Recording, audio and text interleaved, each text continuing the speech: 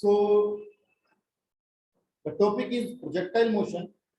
But before the projectile motion, let me discuss a little bit about the straight line motion, the motion in 1D. So actually, this is a two-dimension motion. This is a 2D motion. 2D motion, or it is also called motion in a plane.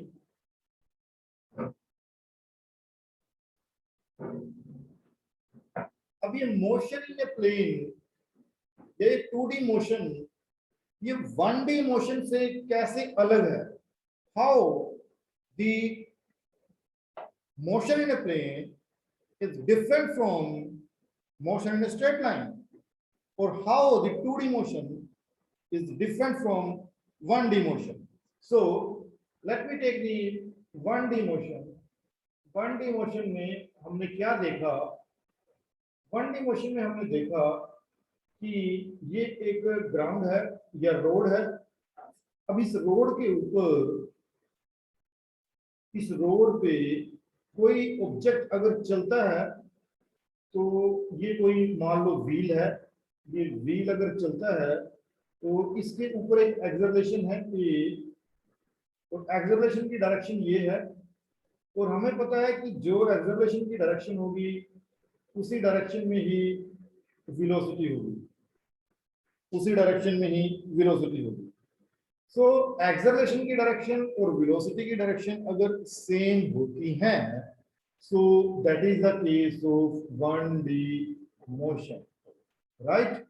जिस direction में acceleration है, means जिस direction में force है, अगर उसी direction में body चलती है, so it means that is a 1D motion, right. So इसका मतलब क्या हुआ? क्योंकि एक्सेलरेशन की डायरेक्शन ये है तो इसी डायरेक्शन में वेलोसिटी भी होगी, बट ये वेलोसिटी बार बार चेंज होगी. तो ये जो वेलोसिटी है ये चेंज होगी.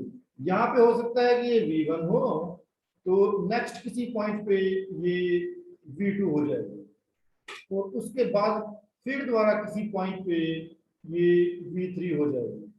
सो एक्चुअल में what is happening, under the effect of this acceleration, the velocity is changing from v1 to v2 and then from v2 to v3.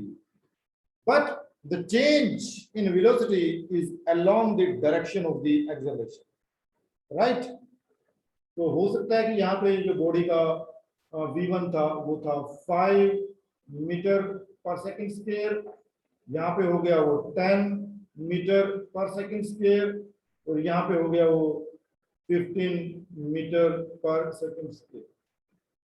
ठीक है. सो ऐसे बॉडी की वेलोसिटी में चेंज हो रहा है. तो नोट करने वाली चीज ये है कि वेलोसिटी में चेंज हो रहा है but along the direction of acceleration. Acceleration का जो डायरेक्शन है, और एक्सेलरेशन का वही डायरेक्शन है जो फोर्स का डायरेक्शन है. तो ये हमारी फोर्स का डायरेक्शन है. या मेरी बात याद रहेगी, फोर्स की डायरेक्शन में एक्सेलरेशन होगी, एक्सेलरेशन की डायरेक्शन में वेलोसिटी होगी. That motion is called a 1D motion. But 2D motion is entirely different. Velocity की कोई भी डायरेक्शन हो सकती है. हो सकता है कि वेलोसिटी की डायरेक्शन ये हो, वेलोसिटी इस डायरेक्शन में हो, और एक्सेलरेशन हमारी किसी और डायरेक्शन में हो. नॉर्मली हम यहाँ बात करेंगे acceleration due to gravity and which is always acting vertically downward.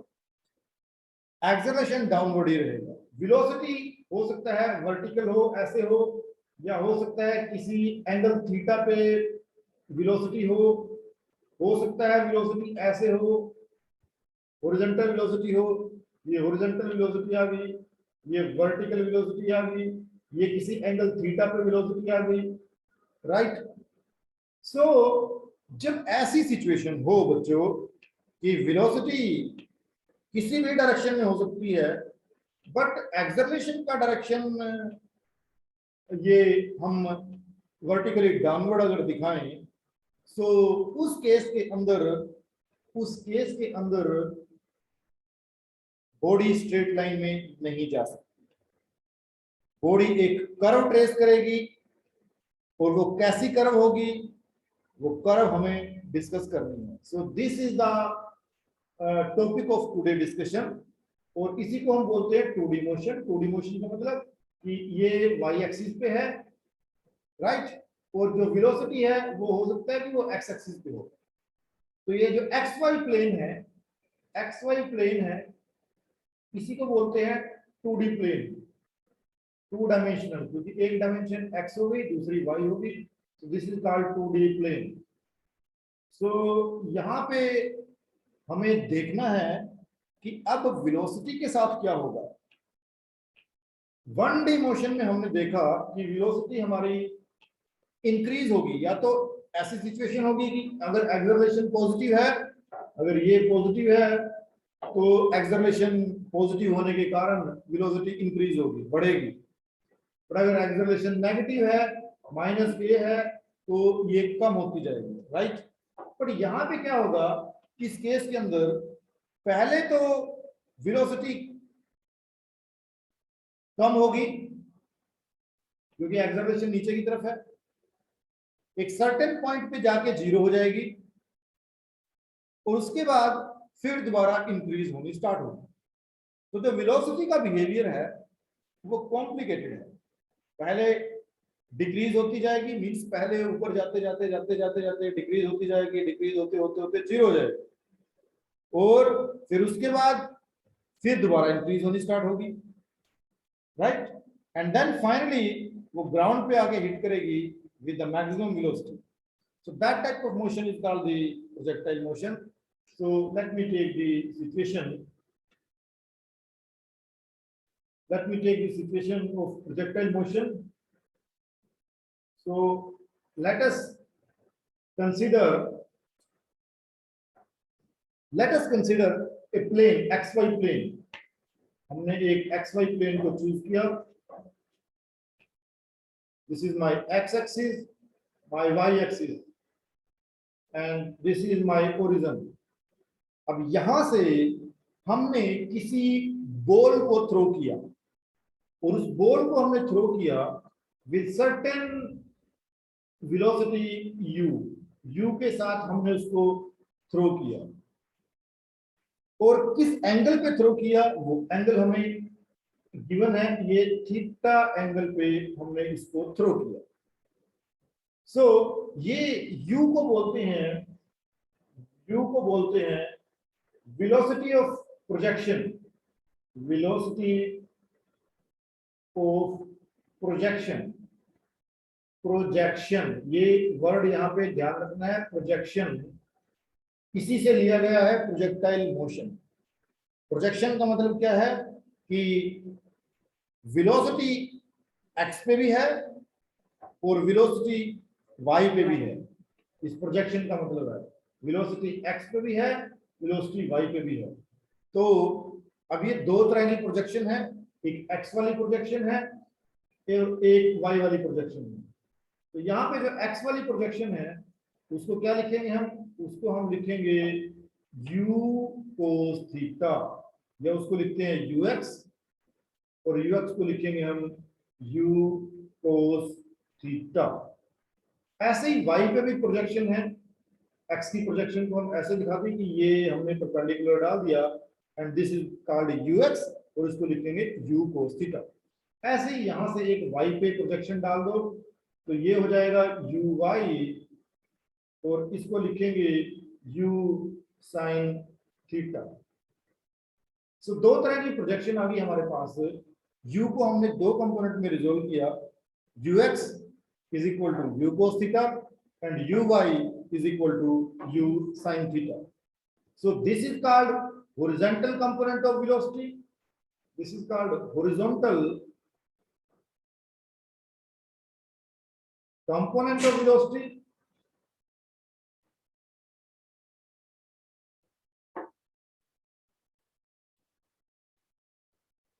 And this is called vertical component of velocity. Vertical component of velocity.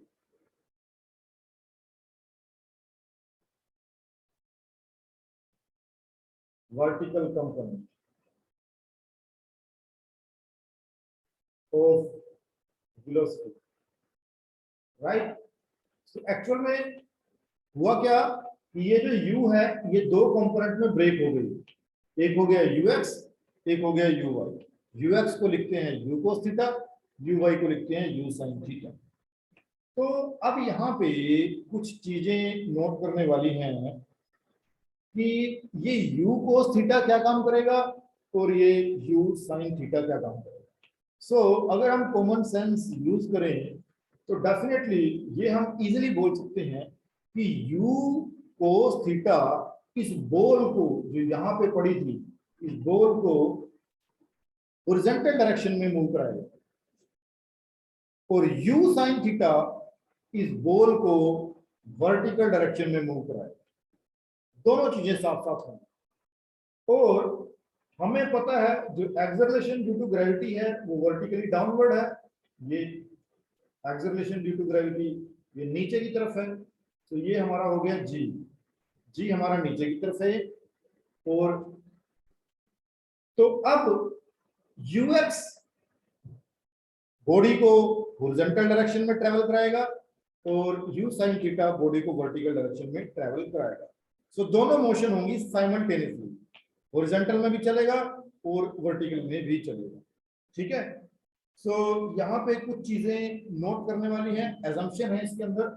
पहली एजम्पशन ये है कि इस पूरे डेमोन्स्ट्रेशन में हम ये मान के चलेंगे कि यहाँ पे एयर है ना, ये पूरा यहाँ पे एयर है, तो ये बॉल एक्चुअली एयर में जा रही है। एयर का भी अपना रेजिस्टेंस होता है, तो हम ये मान के चलेंगे कि यहाँ पे जो एयर प्रेजेंट है उसका रेजिस्टेंस नेग्लिजिबल है। ये पहली अजम्पशन हम मान के चलेंगे। ठीक है। दूसरी अजम्पशन ये मान के चलेंगे कि earth is not a flat surface, earth is a curve surface. ठीक है। सो अर्थ का कर्वेचर है, तो कर्वेचर पे कहीं पे जी की वैल्यू ज्यादा है, कहीं पे जी की वैल्यू कम है। सो अलग अलग पॉइंट पे, क्योंकि ये एक फ्लैट सरफेस नहीं है, ये अगर एक्स को देखें ये फ्लैट सरफेस नहीं है, ये एक कर्व सरफेस है, तो यहाँ पे जी की वैल्यू कुछ और होनी चाहिए, यहाँ पे जी की वैल्यू। तो हम मान के चलते हैं कि ये एक कर्वेचर नहीं है और ये एक फ्लैट सरफेस है, earth is a flat surface. So the value of G, यहाँ पे भी जी, यहाँ पे भी G, everywhere we consider acceleration due to gravity, वो 9.8 मीटर कितनी है, g is equal to 9.8 meter per second square हम मान के चलेंगे। तो सेकंड अजम्पशन आप नोट करो कि, नोट क्यों नहीं कर रहे हो, पेन चलता रहना चाहिए, पेन ना रुके। सेकंड अजम्पशन नोट करो कि ignore the curvature of earth, ignore the curvature of earth, take it as a flat surface. Then third assumption is that effect of rotation of earth is also ignored. अर्थ अपनी rotation में है, earth is rotating about its own axis, तो उसका effect भी हम यहाँ पे negligible मान के चलते हैं कि उसके रोटेशन का भी कोई इफेक्ट नहीं होगा। एंड ये भी मान के चलेंगे the acceleration due to gravity remains the same up to the height reached by the projectile. तो हमारी बॉल जिस हाइट तक जाएगी, हमारी बॉल जिस हाइट तक जाएगी उस हाइट तक जी की वैल्यू सरफेस से लेके उस हाइट तक 9.8 मीटर पर सेकंड स्क्वायर ही रहेगी। राइट। सरफेस पे तो 9.8 मीटर पर सेकंड स्क्वायर है ही, बट हमारी बॉल जितनी भी हाइट पे ऊपर जाएगी वहां पे भी वो 9.8 मीटर पर सेकंड स्क्वायर ही होगी। हमें पता है कि जैसे जैसे हम ऊपर जाते हैं जी की वैल्यू कम होती जाती है, बट हमारी बॉल जहां तक जाएगी हम वहां ये मान के चलते हैं कि वहां तक जी की वैल्यू में कोई चेंज नहीं हुआ, जी की वैल्यू वहां तक कांस्टेंट। सो इन अजम्पशंस को मानते हुए हम अब आगे की तरफ बढ़ते हैं। ठीक है। सो इसका मतलब क्या हुआ बच्चों कि हमारी बॉल अगर ऊपर की तरफ बढ़ती है तो वो एक ऐसी ट्रैजेक्टरी को फॉलो करेगी और ऐसी ट्रैजेक्टरी को फॉलो करते हुए finally it will go back to the ground, ऐसे वो बॉल वापस यहाँ पे आएगी। ठीक है। ये ट्रैजेक्टरी उसने फॉलो करनी है। सो अगर हम अब किसी भी एक पॉइंट को चूज करते हैं, यहाँ पे एक पॉइंट को चूज करते हैं इस पॉइंट पे हमारे पास दो कंपोनेंट होंगे वेलोसिटी के, एक होगा ux और एक कंपोनेंट होगा uy। दो कंपोनेंट होंगे, एक होगा ux, एक होगा uy। सो हमें पता है ux provide the horizontal motion and uy provide the vertical motion, right. So अब हमें ये जानना है कि इस पॉइंट के ऊपर क्या ux में कोई चेंज हुआ। यहाँ पे हमें पता है, यहाँ पे भी एक पॉइंट ले लो, यहाँ पे भी ux था और यहाँ पे भी, यहाँ पे uy था, राइट, यहाँ पे uy था। सो जब हम इस पॉइंट से इस पॉइंट की तरफ हमने मूव किया, सो क्या ux में कोई फर्क आया, ux में कोई फर्क आया। सो ux remains unchanged, ux remains unchanged, वो कितना ही रहेगा, u cos थीटा ही रहेगा, है ना, ये फिक्स रहेगा। ऐसा क्यों, ये फिक्स रहेगा, ऐसा क्यों, क्योंकि ये फिक्स इसलिए रहेगा क्योंकि हॉरिजॉन्टल डायरेक्शन में कोई एक्सेलरेशन नहीं है, ax जीरो है, ux फिक्स है क्योंकि ax जीरो है। ax जीरो है मतलब कि कोई चीज हॉरिजॉन्टल डायरेक्शन में तो कोई एक्सेलरेशन है ही ना, हमने हॉरिजॉन्टल डायरेक्शन में कोई एक्सेलरेशन लगाई नहीं लगाई, right. So ux is equal to u cos theta, ये पूरी जर्नी में फिक्स रहेगा। यहाँ पे भी जो वैल्यू ux की है, यहाँ पे भी ux की वैल्यू सेम रहेगी। बट अबाउट uy, यहाँ के uy में और यहाँ के uy में क्या फर्क होगा, ये वाला uy इससे कम होता जाएगा, इससे कम होगा, क्योंकि इस uy को किसने, इस डाउनवर्ड एक्सेलरेशन ने कम कर दिया, है ना। सो uy keeps on decreasing, uy मतलब कि u sin थीटा ये डिक्रीज होता रहेगा, डिक्रीजेस कंटिन्यूअसली, डिक्रीजेस कंटिन्यूअली। क्यों, क्यों डिक्रीज होगा, ड्यू टू दिस g, इस g के कारण डिक्रीज होगा, क्योंकि g डाउनवर्ड है तो ये डाउनवर्ड g उसको रिटार्ड करेगी और उसकी स्पीड में बार बार कमी आएगी। सो ऐसे कमी होते होते होते हम इस पॉइंट पे पहुंच गए। अब जब इस पॉइंट पे पहुंच गए तो इस पॉइंट पे uy हो गया जीरो, तो इसका मतलब यहाँ पे सिर्फ एक ही वेलोसिटी रह जाएगी, वो कौन सी रह जाएगी, ux is equal to u cos theta, ux is equal to u cos theta. ये वाला वेक्टर अब नहीं लगाऊंगा मैं, ये एरो में नहीं लगाऊंगा क्योंकि ये तो जीरो हो चुका है। अगर ये मैं दोबारा लगा दूं यहाँ से तो बॉल ऊपर चढ़ना स्टार्ट कर जाएगी, बॉल फिर ऊपर जाएगी। बट यहाँ पे uy जीरो हो चुका है तो इसका मतलब ऊपर जाने का तो कोई सवाल ही नहीं है। तो जिस पॉइंट पे uy जीरो होता है, that point is called maximum height, h max, उस पॉइंट को बोलते हैं h max। अब इसके बाद क्या होगा, जब uy जीरो हो गया और ux तो उतना ही है अभी u cos थीटा, क्योंकि ax जीरो है। इसके बाद क्या होगा, इसके बाद एक पॉइंट लेंगे, यहाँ पे फिर दोबारा ux तो वही रहेगा u cos थीटा, बट जो uy हो जाएगा वो डाउनवर्ड हो जाएगा। या मैं इसके तुरंत बाद, इसके तुरंत बाद मैक्सिमम हाइट के तुरंत बाद अगर कोई पॉइंट चूज करूं तो वहां पे भी uy स्टार्ट हो जाएगा। तो अब क्या होगा, uy डाउनवर्ड होगा। अब इस uy डाउनवर्ड के कारण अब ये बॉल नीचे आना स्टार्ट होगी। पहले uy अपवर्ड था जिसके कारण बॉल ऊपर की तरफ जर्नी की बॉल ने, अब uy डाउनवर्ड होगा, so the ball will come down. So इस uy के कारण अब बॉल नीचे आएगी और इस ux के कारण बॉल हॉरिजॉन्टल डिस्टेंस ट्रेवल करेगी, राइट। उसके बाद फाइनली जब यहां पे अगर बॉल हिट करेगी, तो यहां पे बॉल हिट करेगी वो अपनी मैक्सिमम वेलोसिटी से हिट करेगी। तो अब इस पॉइंट पे क्या होगा, इस पॉइंट पे ux जीरो हो जाएगा। नाउ ux जीरो हो जाएगा, बट यहाँ पे जो uy है वो रहेगा, यहाँ पे uy रहेगा। अगर यहाँ पे ux जीरो नहीं होता तो बॉल यहाँ की बजाय फिर यहाँ आ जाती ना, क्योंकि ux तो हॉरिजॉन्टल ट्रैवल कराता है, तो वो यहाँ की बजाय यहाँ फिर दोबारा उसको हॉरिजॉन्टली कुछ ना कुछ चलना चाहिए था, राइट। सो यहाँ पे ux जीरो हो गया और uy यहाँ पे डाउनवर्ड रहेगा, ठीक है। सो अब सबसे पहले हम इसमें कैलकुलेट करेंगे, सबसे पहले कैलकुलेट करेंगे path of the projectile, path of the projectile हम निकालेंगे इसके अंदर कि ये तो हमने बता दिया कि ये एक प्रोजेक्टाइल है, अब इसकी इक्वेशन निकालते हैं, ठीक है ना। सो दैट इज कॉल्ड, पहला जो पार्ट है हमारा, find equation of motion of the projectile, find equation of motion of this projectile, of projectile, इसकी इक्वेशन ऑफ मोशन निकालनी है, या इसको हम ये बोल दें, या इक्वेशन ऑफ मोशन की जगह इसको हम ऐसा लिखें, फाइंड ट्रैजेक्टरी ऑफ प्रोजेक्टाइल, ठीक है ना। इसकी ट्रैजेक्टरी हमें फाइंड आउट करनी है, इक्वेशन ऑफ मोशन छोड़ो, इसकी ट्रैजेक्टरी हमें निकालनी है। ट्रैजेक्टरी का मतलब इसका पाथ निकालना है, find trajectory, find trajectory of projectile, ये हमें निकालनी है। सो इसके लिए हम यूज करेंगे, जब हमें ट्रैजेक्टरी निकालनी है, so we will find the displacement of body along the horizontal direction, की बॉडी ने हॉरिजॉन्टल डायरेक्शन के अंदर कितना डिस्प्लेसमेंट किया। तो सबसे पहले निकालते हैं डिस्प्लेसमेंट, इसको बोलेंगे horizontal displacement, horizontal, horizontal displacement.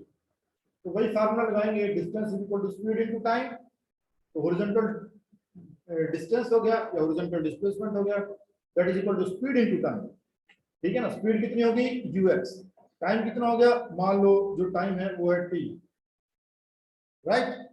सो हॉरिजॉन्टल डिस्टेंस को लिख लो x, so x is equal to क्या आ गया, u cos theta into t, ux किसके बराबर है, u cos थीटा।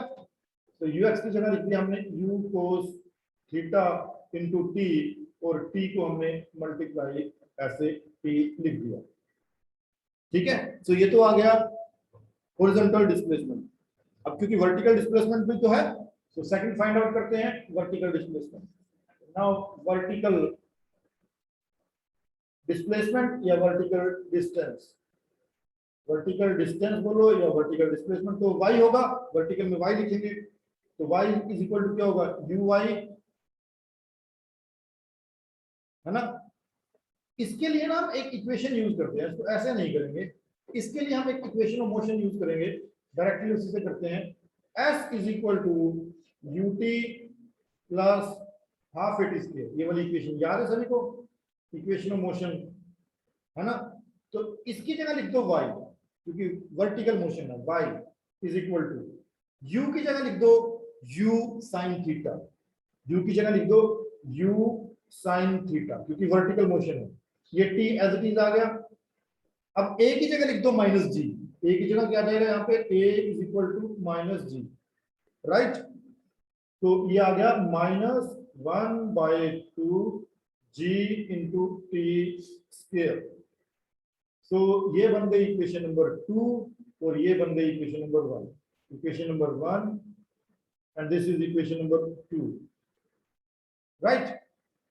सो अब हमें करना क्या है, फ्रॉम इक्वेशन नंबर 1 t की वैल्यू निकालते हैं, और वो t की वैल्यू इक्वेशन नंबर 2 में प्लेस करते हैं।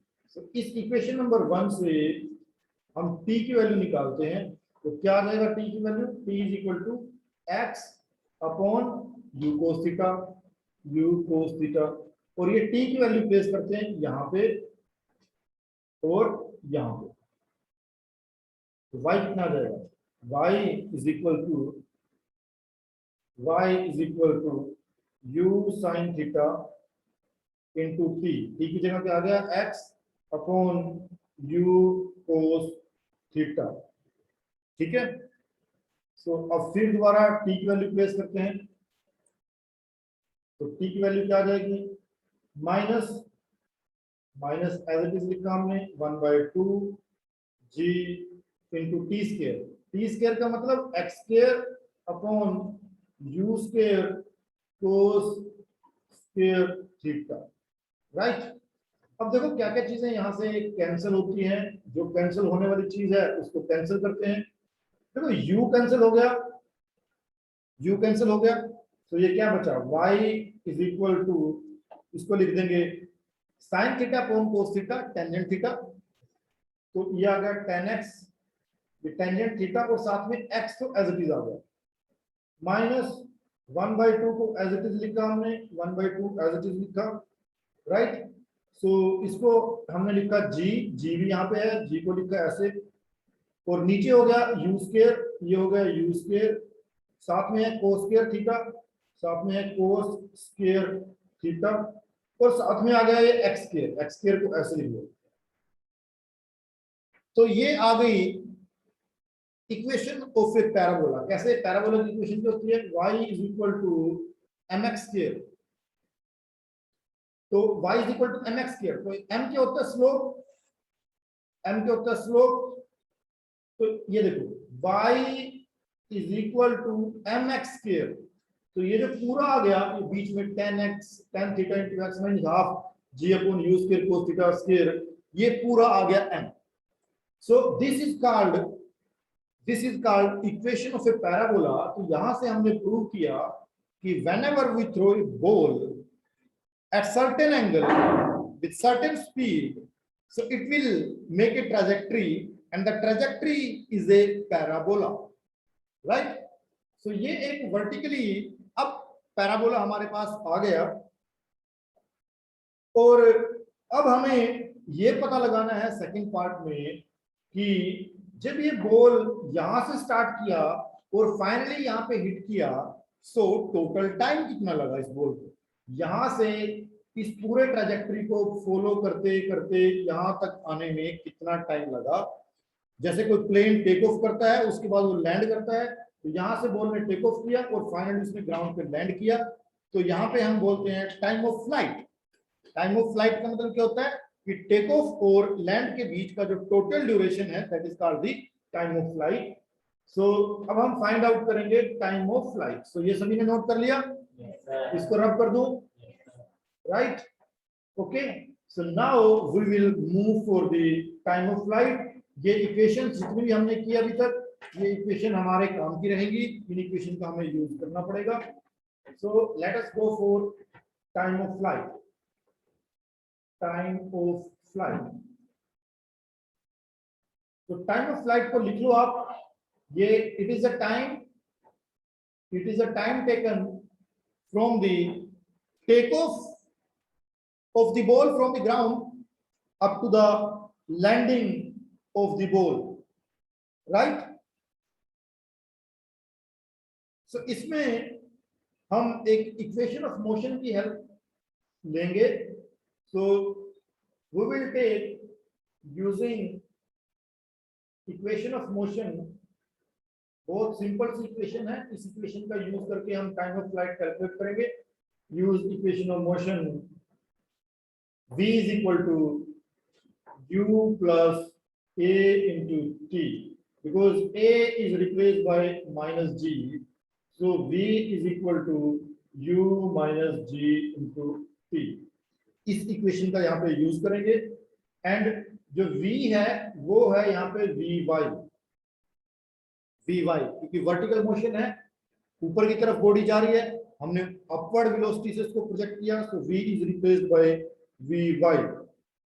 और हमें पता है कि जब मैक्सिमम हाइट पे हमने देखा, मैक्सिमम हाइट पे vy कितना हो गया 0 एट h max।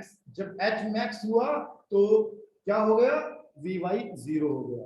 तो यहाँ पे हम इक्वेशन लिखेंगे vy is equal to, u की जगह लिखेंगे u sin theta minus g into t, minus g into t, और ये vy को हमने लिखा 0, h max पे ये हो गया 0 is equal to u sin theta minus g into t. So from here I can calculate u sin theta is equal to g into t. So now t is equal to u sin theta upon g. तो ये कहां तक का time हो गया, ये हो गया यहां से जब प्रोजेक्टाइल चला तो ये अपना मैक्सिमम हाइट तक गया, उसके बाद ये वापस आया, तो यहां तक का टाइम हो गया है। ये सपोज करो ये पॉइंट पी हो गया और ये हो गई एच मैक्स। तो यहां तक का जो टाइम लगा उसको हमने बोला टी। तो ये हो गया यहां से लेके यहां तक का टाइम। इसको हमने लिखा टी। तो बच्चों जितना टाइम यहाँ से यहाँ तक लगेगा उतना ही टाइम यहाँ से यहाँ तक लगेगा, उतना ही टाइम यहाँ तक लगेगा। तो ये भी टी हो गया। सो टोटल टाइम कितना हो गया, है ना। इसको हम बोलते हैं असेंडिंग टाइम, असेंडिंग टाइम ऊपर जाने का टाइम, और इसको हम बोलते हैं डिसेंडिंग टाइम, नीचे आने का टाइम, डिसेंडिंग टाइम। तो ascending time plus descending time is the time of flight. So that is nothing else but that is 2t, है ना। इसको कैपिटल टी से बोल दो, capital t is equal to 2t is equal to कितना हो जाएगा, u sin theta upon g, ठीक है ना। सो इसको हम लिख सकते हैं 2u sin थीटा, डबल हो जाएगा ना, 2u sin theta upon g। So this is called the time of flight. Total time कितना लगता है टेक ऑफ में और लैंडिंग के अंदर, it is called 2u sin theta upon g, right. अब हमें सेकंड इसमें कैलकुलेट करना है कि मैक्सिमम हाइट कितनी है, ये h max कितना है, ये h max कितना है। h max के लिए हम कैलकुलेट करेंगे h max कितना हो, मैक्सिमम हाइट कितना अटेन किया प्रोजेक्टाइल ने, अब वो कैलकुलेट हमें करना है, right. So now we will move for maximum height. So maximum height attained by the projectile is called h max. अब ये h max कैलकुलेट करना है, h max कितना होगा, ठीक है। सो h max कैलकुलेट करने के लिए हम यूज करेंगे using equation of motion, using, ये आपको ध्यान रखना है कौन कौन सी इक्वेशंस यूज करनी है। Using equation of motion, v square is equal to u square plus 2gh, right. 2gh ये इक्वेशन ऑफ मोशन यहाँ पे यूज करेंगे, या इसको 2ah लिख दो, और 2ah लिखते हैं इसको, और फिर a को रिप्लेस करेंगे, ये h max हो गया, ये h max हो गया। so, इसको हम रखते हैं vy, और हमें पता है h max पे vy की वैल्यू कितनी है, 0। सो ये हो गया 0। जब h max हो गया तो vy कितना 0 हो गया, ऐसे लिखेंगे कि जब h max होगा तो vy is equal to 0, it means left hand side of this equation becomes 0, left hand side बन गई 0, राइट। और यहाँ पे क्या लिखेंगे, u की जगह u sin थीटा, तो ये क्या हो जाएगा, u square sin square theta, और ये हो जाएगा a की जगह क्या लिखेंगे, a is equal to minus G, तो ये क्या हो जाएगा माइनस 2g h max, इसको h max कर दो, h max, राइट। सो हमें तो h max निकालना है, तो उसके लिए हम यहाँ से अब यूज कर सकते हैं इस इक्वेशन को। So u square sin square theta is equal to 2gh into max. Our target is to find out h max. So h max, that is equal to u square sin square theta upon 2g, right? So this is the maximum height attained by the projectile, ठीक है। उसके बाद हमें calculate करना है range of the projectile, range of the projectile. तो range क्या होगा, स्टार्टिंग पॉइंट कहाँ था और एंडिंग पॉइंट कहाँ है। तो रेंज को हम ऐसे करेंगे कि यहाँ से प्रोजेक्टाइल स्टार्ट हुआ और यहाँ पे आया, यहाँ से स्टार्टिंग थी और यहाँ पे एंड था, तो ये जो टोटल डिस्टेंस है दिस इज कॉल्ड रेंज, इसको बोलते हैं रेंज। तो रेंज को रिप्रेजेंट करते हैं आर से, आर से। ये हुई रेंज, जो हुई रेंज, तो रेंज को हम रिप्रेजेंट करते हैं आर से। तो ये आर क्या हो गया, डिस्टेंस, और डिस्टेंस के लिए फॉर्मूला क्या होता है, स्पीड इनटू टाइम। स्पीड क्या होगा, हॉरिजॉन्टल स्पीड, और टाइम ये जो टोटल टाइम ऑफ फ्लाइट है, ठीक है। तो रेंज कैसे निकलेगी, range is equal to u x की जगह क्या लिखेंगे, u cos theta, so this becomes u cos theta into t, t की वैल्यू ये प्लेस कर दो यहाँ पे, ये क्या आ गया मेरे पास 2 u sin theta upon g. तो बच्चों ये क्या हो गया, इसको कैसे लिख सकते हैं, u into you, you square, तो ये हो गया 2u square, 2u square sin theta into cos theta, sin theta into cos theta divided by g, right? तो इसको हम ऐसे भी लिख सकते हैं, r is equal to range of the projectile is equal to u square into 2 sin theta into cos theta divided by g, ऐसे भी इसको लिख सकते हैं। और ये 2 sin theta into cos theta ये एक फार्मूला होता है, इसको लिखते हैं sin 2 theta, इसको लिखते हैं sin 2 theta। तो this becomes u square into ये हो गया sin 2 theta, right? 2 sin theta into cos theta का ट्रिग्नोमेट्री में फार्मूला है sin 2 theta, और ये g हमारे पास एज इट इज आ गया। तो यहां पे हमने कैलकुलेट किया range of the projectile, right? तो अब इसमें कुछ स्पेशल केसेस हैं, वो हम अपने नेक्स्ट लेक्चर में डिस्कस करेंगे। स्पेशल केसेस की रेंज मैक्सिमम कब होगी, किस एंगल पे प्रोजेक्टाइल को प्रोजेक्ट करें कि मैक्सिमम डिस्टेंस ट्रेवल हो पाए। So that will be the maximum range.